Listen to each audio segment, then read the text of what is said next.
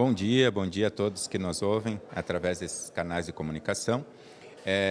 Realmente, eu fiz menção, trouxe esse tema hoje no meu grande expediente, tão importante, né, para as nossas famílias, para as nossas crianças, que é sobre a obrigatoriedade da vacinação infantil contra o Covid-19.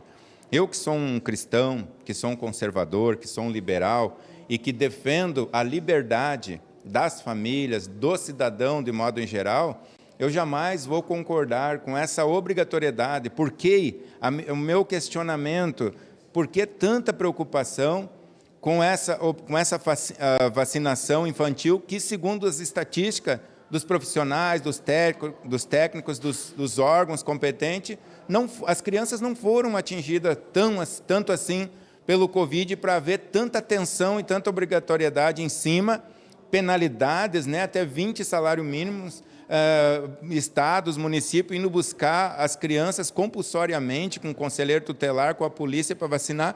Por que não é uma preocupação, então, assim, com a questão da saúde em relação às filas do SUS, das UBSs, dos hospitais, que estão superlotados com pessoas há dias, 8, 9, 10, 12 dias numa maca, esperando um leito de hospital? Então, esse é o nosso questionamento. Quero reforçar esse convite. A nossa audiência pública vai ser o dia 16/6, agora de junho, portanto, às 19h30, aqui na Câmara de Vereadores, no plenário, né, numa segunda-feira.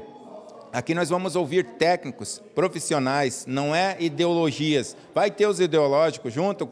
Convido a todos os pares, os colegas vereadores que participam, para a gente poder ouvir o contraponto, ouvir a opinião contrária à nossa também, mas, em especial, o que diz os profissionais sobre isso. Inclusive, eu citei que, se você dá um Google e vê a estatística da mortandade infantil, aumentou de 21 para cá, inclusive, né? Por causa das mães se vacinando grávida, né? E efeitos colaterais os mais diversos. Eu não sou um profissional da saúde, como eu falei lá na tribuna, mas eu escuto os profissionais, eu ouço comentários, documentários, e próprias pessoas, cidadão, falando que o seu médico falou que é um efeito colateral da vacina do Covid, mas que eles não podem atestar isso, não podem falar isso. Então, para isso, esse convite, que você participe dessa audiência pública, né, que vai ser de extrema confiança, nós que temos a segunda maior Câmara Municipal do Estado do Rio Grande do Sul e que depois, com certeza, vai refletir